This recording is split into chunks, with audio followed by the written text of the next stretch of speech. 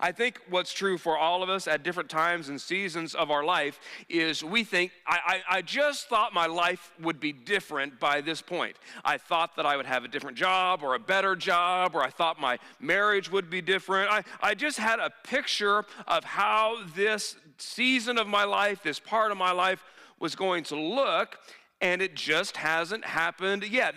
Maybe for some of us, I just had this dream. I thought I'd start a business, or I thought things would be really rolling by this point, and it just feels delayed. It just feels like no matter what I do, I just can't seem to get there. For some of us, we think, man, I started and then I got thrown off track, and it wasn't my fault, it was somebody else, or I didn't get picked, or other people were involved, and there was some hurt feelings or some relationship tension, and whatever that looks like, and we just think, I just don't know, can it ever work out for me?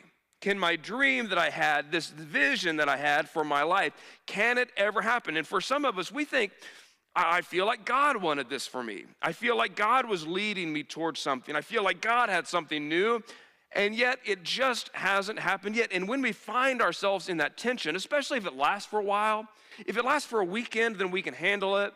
And if it lasts for a week, we're kind of getting frustrated. But if it goes on for a month, and then 2 months, and then a year, and then we start to think, maybe it's never going to happen. And then we start to question, should I keep trusting God? Should I keep moving towards this when all of a sudden, when I look around, I don't feel, not only have I not made progress, it feels like I've went backwards. And then we can start to act out of frustration. We can start to act out of anger. We can say, well, I've got to really work. If God's not going to help me do it, then I've got to get this all figured out on my own. And then we can take a bad situation and we can make it worse. Some of you maybe can relate to that, where I tried to force something and man, it just kind of blew up around me. As we look at this series, we've got a friend in this guy in the Old Testament, a story that you've known, that you've heard. Even if you're not a church person, if you didn't grow up in church, you've heard about this guy named Joseph. And Joseph was his parents' favorite. He was this young boy who had these dreams that God gave him of leadership, and that God wanted to do some things with his life. And then his life just went sideways, and it was no fault of his own. Joseph did all the right things, and all of the wrong things kept happening to him. Again, God called him to something. God called it some leadership. God had a plan for his life, and then his brothers were jealous, and they threw him in a pit and sold him off into slavery. And then I'm a slave. He did the best he could as a slave, and then the wife of the Potiphar, the Pharaoh, the king of that time, tried to come on to him, and he said, no, I can't do that. I'm not going to dishonor my master. And he got wrongfully thrown into jail, and then he was in jail, and he was the best prisoner that there was, and so he rose to the top of jail, and then he was forgotten about in jail, just languished. And all of a sudden, I wonder if Joseph at some point in his life didn't think, what is happening? I'm doing all of the right things, and yet all of the wrong things keep happening to me. And if you've ever felt that tension, if you've ever said, I'm trying to do the right, and yet every time I turn around, the wrong thing is happening to me, you've got a friend in Joseph. And today's sermon is not, how do you get out of that? Today's sermon is not, what do you do? Here's step one, and step two, and step three, and then things will be better. That's not today's message, because that's not really Joseph's story. We know the end of Joseph's story, that he did eventually rise to be second in command, and things worked out for Joseph, but Joseph didn't know that. Joseph had no idea that his life was going to work out. He was just faithful in the moment. And so this morning, my encouragement for those that are in the room, for those that are watching on, is not, how do I get out of this season? Because that's the question we ask. The question that we focus on is, how can I get out of this? How can I change this? How can something be different in my life? And that's not a bad question, but sometimes we've never paused to ask the question, what can I learn in this? What does God want to teach me as I'm walking through this? And that's what Joseph has to tell us, because Joseph's story isn't just about what God did for him at the end, although that was wonderful. It's really about how Joseph chose to trust God in the middle. And that's what I want for you, because I don't know what the end of your story is.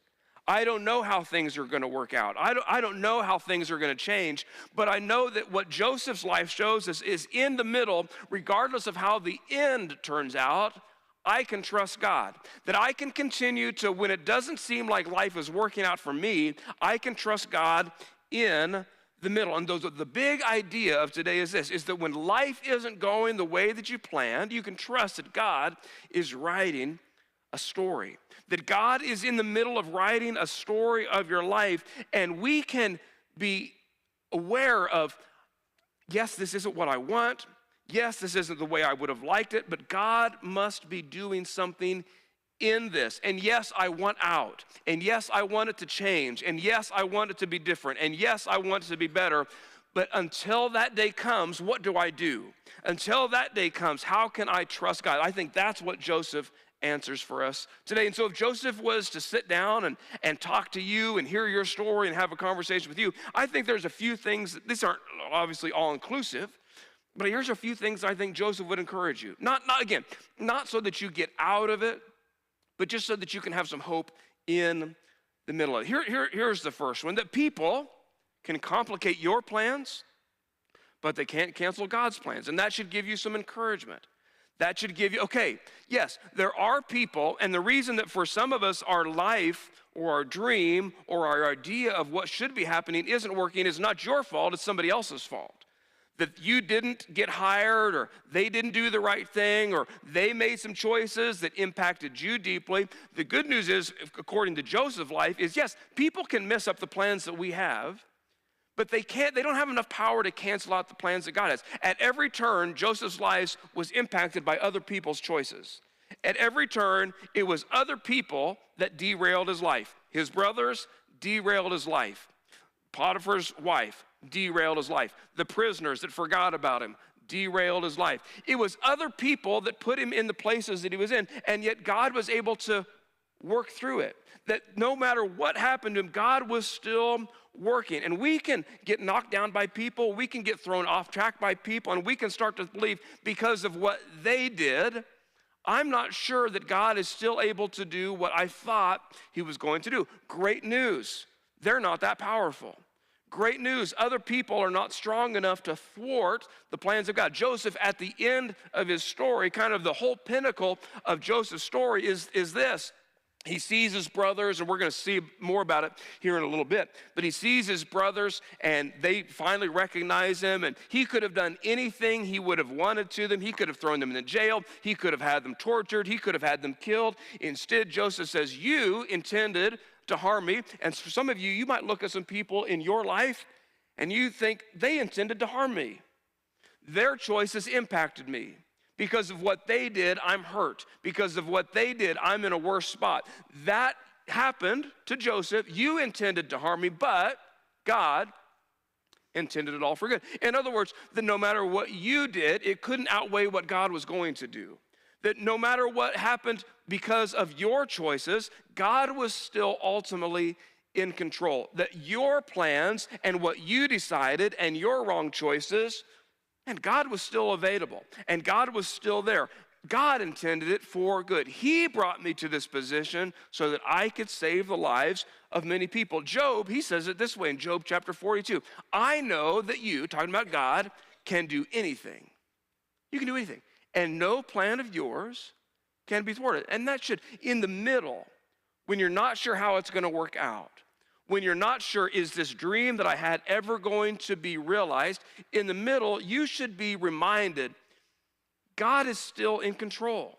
God cannot be thrown off track. I can be thrown off track, and I can be taken advantage of, and other people can do things that hurt me and wound me and mess me up, but no plan of God's can be thwarted. And so in the middle, I can be reminded, yes, people are going to do what people are going to do, and it might not be fair, and it might not be right, and it might not be good, but it doesn't cancel out what God wants to do in my life. God is not able to be manipulated. God is not able, nothing took God by surprise. In other words, when that, whatever it was happened to you, when you didn't get accepted, or when you didn't get the job, or when you got somebody else took advantage of you, God wasn't up there thinking, I don't know what to do about that. I didn't see that coming. I have no idea. No.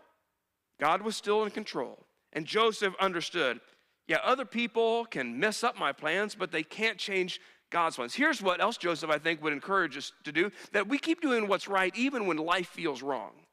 And again, we know the end of Joseph's story, And we think of it as what a great story. I mean, he went from the pit into, then he was Potiphar's right-hand man, and then he went to jail, but he was faithful in jail, and then he became second in command. We know the end of the story, and we think the end of the story is awesome. What we sometimes fail to remember is that Joseph had no idea what was going on. He lived his life just like you lived your life, that he didn't know what the end was going to look like. And in the middle of it, without knowing the end, he just decided, I'm going to keep doing the right thing. The wrong thing keeps happening to me, but that's not an excuse for me to do the wrong thing. That's not, just because other people are making the wrong choices and my life is getting thrown off track, that doesn't mean that I have to quit being faithful. That doesn't mean that I have to quit doing the right things. And, again, Joseph tried to be a good son, sold into slavery. Served faithfully as a slave, ends up in prison. Served faithfully in prison, gets forgotten about. Interprets some dreams correctly, waits 2 more years. I mean, every turn, life was not going according to plan, and yet what did Joseph do? He just kept being faithful, and that's my hope for you, is that when everything seems to be at every turn, this isn't working, and I thought that was, and they were supposed to do this, and they promised, and they didn't, all the things, I'm just going to keep doing the right thing, even when the wrong things happen to me. It's cliche. I know that it's cliche, but your circumstances don't determine your choices. You do. And you know this when it comes to your kids. You tell your kids, hey, just because they did that doesn't mean that you do that. The 2 wrongs don't make a right. That we can't determine what happens to us, but what do? We can determine how I'm going to respond. I can still choose, like Joseph chose. I can still be a person of integrity. I can still let the fruit of the spirits be developed in me. I don't have to wait for somebody else to do the right thing for me to do the right thing. Now, it would be really easy for Joseph to just say, well, forget this. I mean, let's fight fire with fire. People aren't doing the right thing to me, so I'm just going to not do the right thing. I'm going to start to cut corners. I'm going to just be lazy. All the things that Joseph could have done, we would have been tempted to do, we probably would have done, let's be honest. And Joseph just decided, I don't know how he did it. He just said, I'm going to wake up each day, I'm going to do the right thing. And when he does the right thing, we think, especially in our culture today, that if I do the right thing should happen to me. And if I do the wrong thing, then of course the wrong thing is going to happen to me. And we can get so frustrated in that because we say, well, I'm trying to do the right thing, but the right thing isn't working for me. I mean, I'm coming to church when it's a blizzard and when there's ice, and I've started my daily devotional, and I'm trying to quit drinking, and I'm trying to quit cussing, and I'm trying to do all the right things. I have my face pointed towards the right, and yet it feels like my life is more difficult now than it was when I wasn't trying to do the right thing. It feels like I'm getting hit harder now than when I wasn't even bothering trying to live a life that God called me to live. Maybe there's no point. Maybe it's not worth it. Joseph would encourage us, hey, keep doing the right thing, even when the right thing isn't happening to you. Galatians says it this way, hey, let's not get tired. And that's what I want for some of you. In 2025, I want you to not get tired of doing the right thing. Don't get tired. Keep reading your daily devotional. Keep showing up to church. Keep making the choices. Keep letting God speak to you. Keep letting the Spirit lead you and guide you and direct you. Don't get tired of doing good, even when it doesn't feel like it's paying any dividends. Even when it doesn't feel like, I don't know if this is worth it. I feel like I should be getting something for all the work that I'm doing, and it feels like I'm actually worse off. Joseph would say, don't get tired of doing good. You are going to reap a harvest. You will. That you are going to reap at the proper time. You just can't give up. That your faithfulness in small things is preparing you for the bigger things that God has for you. Joseph, I think, would tell us, if he was to listen to our story, I think he would say, I don't know how your story is going to end, but just keep being faithful. I don't know how it's all going to work out, but you just keep doing the right thing day after day, choice after choice, not because it's always working out for you, because you don't know what God might be preparing for you in the future. What would Joseph say? What do we do when life isn't going according to plan? I think that he would say, listen, people can mess up your plans, but they can't derail God's plans. Keep doing the right thing even when all of life feels wrong. Here's the third one. This might be a little personal for some of us, is that bitterness makes a bad story worse. Because when we see people that hurt us and wound us and throw us off track and don't treat us the right way and stab us in the back, the natural inclination for us is to get bitterness, to get self-righteousness, that say, I can't believe that they would ever do that. That when we see people who's made our life harder, man, our response often is, I'm gonna get even. Boy, I'm gonna show them, I'm gonna teach them, they better watch their back. One day, they're gonna get what's coming to them. And Joseph would remind us, no. Bitterness makes a bad story worse. The story is already bad. It wasn't fair what happened. It wasn't good. It wasn't okay. But when we let bitterness get inside of our story, what is already bad multiplies and snowballs into so much worse because it starts to become a sickness in us. Bitterness and unforgiveness and strife, it suddenly turns our life into something that can be unrecognizable. We start to see people as enemies. We start to see people as people that can be pushed aside. Again, we already read it. Joseph at the end of his story, again, when he had all of the power and his brothers had none, when he could do anything that he wanted to do, he could have made them suffer, he could have made them bleed, he could have ended their life in that moment and nobody would have ever questioned it. What did Joseph somehow, through God's help, able to do? Joseph said to them, hey, don't be afraid. I love this line. Am I in the place of God? And that's a great line for some of us. It's God's job ultimately to judge. Other parts in Scripture says, hey, God is going to repay. In other words, the people who hurt you and wounded you and stabbed you in the back, that they don't get off scot-free. That there is judgment from God for them. It's just not yours to dish out. And this is a great line for some of us to remember when we see that person who hurt us, see that person who kind of threw our life off track, see that person who stabbed us in the back, and we immediately think, I'm gonna get even, I've gotta do something. I want us to step back in 2025. Could you say what Joseph said? Are you in the place of God? Are you in the place of God? Isn't God big enough to handle that? He goes on, he says, we already read it. You planned evil against me. Some of you can think of people who would fit that description. But God wasn't taken by surprise. That it wasn't wasted on God. God planned it for good to bring about the present result, the survival of many people. Because here's the thing about bitterness. And maybe you know this, maybe you've experienced this. Bitterness doesn't hurt the other person. The other person's fine. The other person's living their life.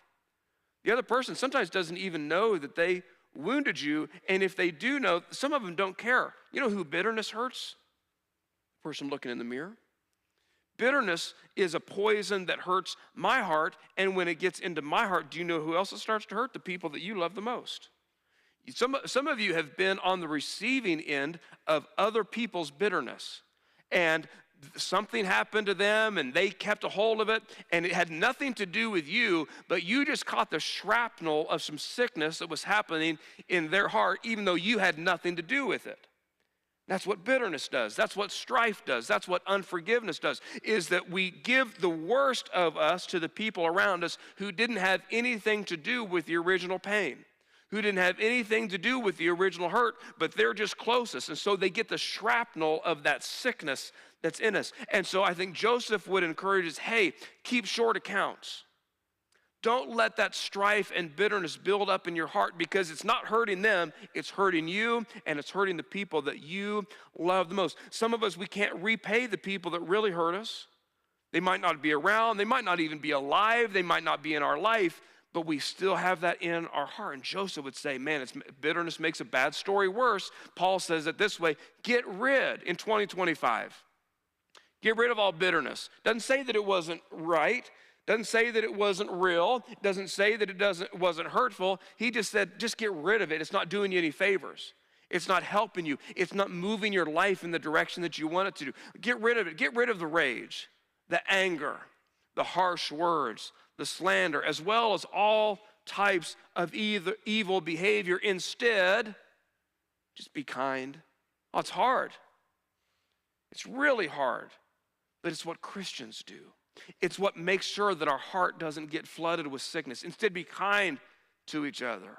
Be tenderhearted, forgiving one another. Yeah, but they don't deserve it. They didn't even apologize. What if, just as God through Christ has forgiven you? How did God through Christ forgive you? Completely, without reservation, totally.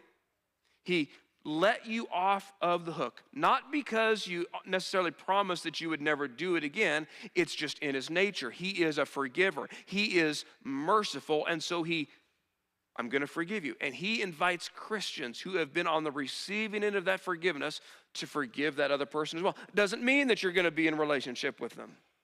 Doesn't mean that what they did was okay. Doesn't mean you're going to be friends. It doesn't mean any of that. It just means I'm going to protect my heart from bitterness. I'm going to protect my heart from strife. Your response to offense will determine your future. All of us. There's not a single person who is immune from it. All of us will have multiple opportunities to be offended because we live in an imperfect world. We live in a world where people will sometimes purposely do the wrong things, and there'll be people that accidentally do the wrong things, and we will have the opportunity to be offended. What you do with those opportunities determine what's my future going to look like. Because it's just not possible. I can't do everything God has called me to do in the future if I'm chained back here to the past. If I'm chained to this person, if I'm chained to this event, if I'm chained to whatever it was that happened to me, if I'm chained to that, I cannot be everything that God called me to do. Can you imagine the way Joseph's story would have ended when his brothers came to him? If Joseph would have let bitterness be his guiding light, if he would have let unforgiveness be the thing that directed, I don't think we'd be telling his story. Because his story is one of saying, I'm going to let God do what God does, and I'm going to do what I can do, and ultimately, whatever God decides, that's up to him. What do we say? I'm going to do the right thing when the wrong things are happening to me. I'm not going to let a bad story be made worse because of bitterness. I'm not going to let a life that is difficult be made worse because of unforgiveness. I'm going to choose to keep short accounts. What would Joseph encourage us? Well, I think that he would remind us, hey, yeah, people can absolutely mess up your plans, but they can't destroy God's plans. He would remind us, I think, even when life isn't going the right way, you can still choose day in and day out to do the right thing, to be the right person, to be led by the Holy Spirit. That don't let bitterness get inside of our heart. Don't let that sickness of unforgiveness be the thing that runs our life. And then lastly, here's what I think that he would say. That God's delays are not God's denials. We live, and I'm with you, we live in such a quick, fast-paced society that we want it now. We want it, yes, right, it has to be. If I pray, God should answer me. We want that drive-through faith. And I get it, I'm guilty of it as well. But God's delays are not God's denials. Do you know how long it was between Joseph had his dream that he was going to be in leadership until he actually had that dream achieved? 14 years. Now, most of us, let's be honest, most of us would have given up. Most of us would have said, it's never going to happen. I mean, we might have been trying to be faithful and try to do the right thing for the first month, and then when our prayers don't get answered, then, well, I guess God isn't going to do it. I guess I'll move on to something else. But maybe some of us with a lot of faith, we would have waited for a year and kept praying and kept being faithful and kept believing. And then after a year, we're saying, God, I just don't think it's going to happen. Maybe if we're just really dedicated, maybe 3 years, maybe 5 years. But let's be honest, for many of us, we would say, God, I just don't think it's going to happen. Joseph would remind us, 14 years. And it's not as if it was like slow and steady progress. His life was worse for 14 years, and then one day the switch flipped and he went from in prison to second in command. It wasn't a gradual change. It was I wasn't and then I was. 14 years. In my life, in your life, we have to recognize, and it's really hard. I'm not a very patient person. I mean, give me something now. I want the drive-through. I don't want to have to wait. Shout out to Amazon Prime. Amazon Prime is the greatest thing that's ever happened, but when things take more than 2 days to be delivered from the other side of the country, I can start to get frustrated. Why? I just want it. I want it now.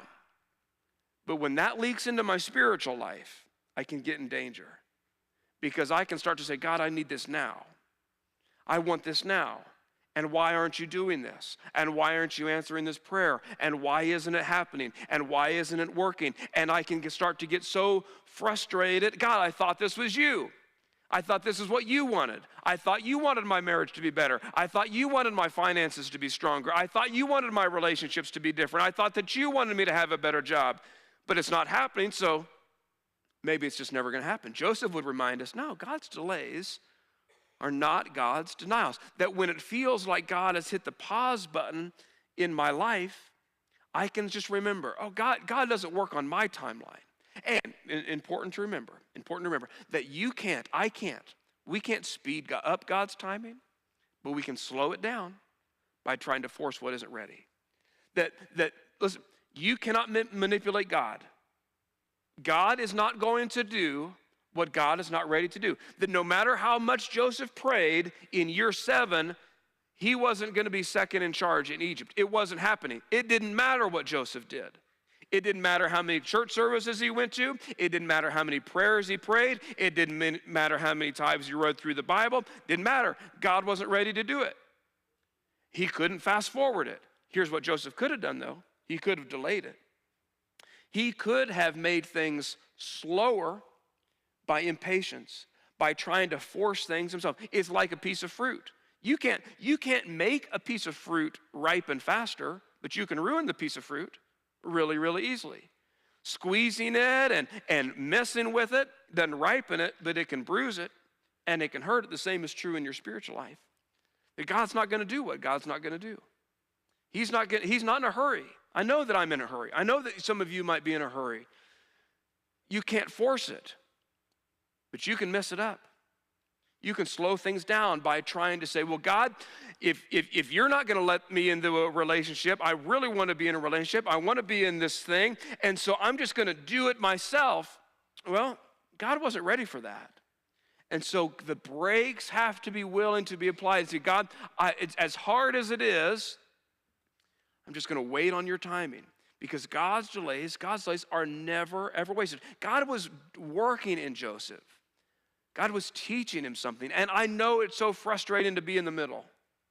I know it's so frustrating to see out there where you want to be and what you want to be doing and how you want things to be. I know it's so frustrating to see it and not arrive at it. But here's what James, the brother of Jesus, would remind us, and then we're going to be done. Dear brothers and sisters, when troubles of any kind come your way, and they're going to be different for you and they're going to be different for me, but you're going to experience them, consider it an opportunity for great joy. Now, what a change of reference. Because when I encounter trouble, my first thought is, how do I get out of this?